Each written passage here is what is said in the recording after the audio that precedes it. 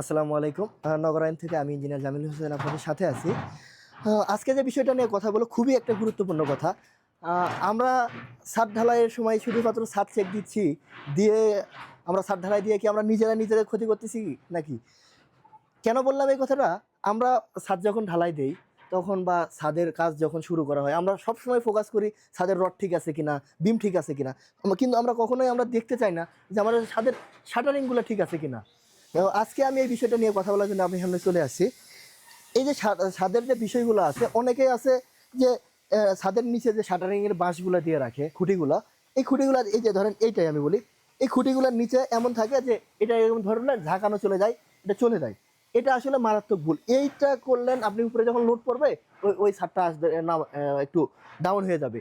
ওর উপরে লোড দিবেন আস্তে আস্তে, এই যে ডাউনটা হইলো এই ছাদটা পরবর্তীতে হয় ছাদের তলা খসে যাবে অথবা ছাদটায় আপনি ঢালাইয়ের সময়ও দেখা যায় যে আপনি এখন দেখবেন যে বিভিন্ন সময় বিল্ডিংয়ের শাটার ভেঙে পড়ে যাচ্ছে। তো এইগুলা খুঁটি চেক দেওয়ার না কারণে হচ্ছে এই প্রবলেমগুলো হয়ে থাকে।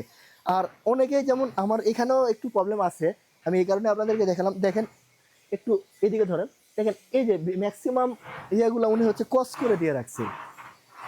এই কস করে দিয়ে রাখছে, এই কস করে দেওয়া যাবে না। এটা আসলে একটা ক্ষতির কারণ।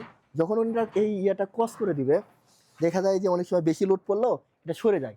এই কারণে যেটা সঠিক নিয়ম, এই খুঁটিগুলা অবশ্যই স্ট্রেট স্ট্রেট রাখার চেষ্টা করতে হবে।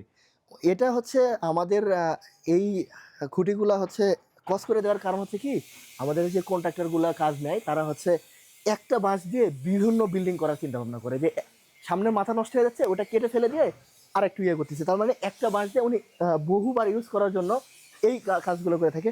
এখানে এই জায়গাটাতে একটু সমস্যা আছে, কিন্তু এই যে এই বাঁশটা এগুলো ঠিক আছে, আবার এই পাশের দিকে কিছু ঠিক আছে। তো আমাদের সাজেশন থাকবে যে অবশ্যই খুঁটিগুলা ঠিক মতো আছে কিনা এটা আমাদেরকে ইনশিওর হতে হবে। এবং অনেক সময় দেখা যায় যে আমাদের উপরে স্পেসিংগুলো দেখা যায় একদম একটা খুঁটি দিছে, পরের খুঁটি একদম 4 ফিট 3 ফিট পরে দিছে। আসলে এটা করা যাবে না।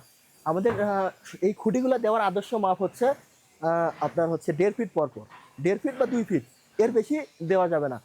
কারণ ছাদের উপর যখন কাস্টিং হবে ওটা তো লোড হবে, কারণ এই লোডটা তো আপনার এই খুঁটিগুলা দিয়ে আটকাতে হবে।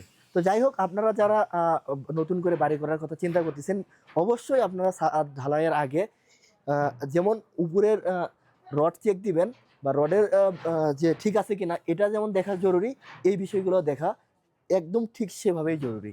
ধন্যবাদ, কথা হবে আরও কোনো ভিডিওতে।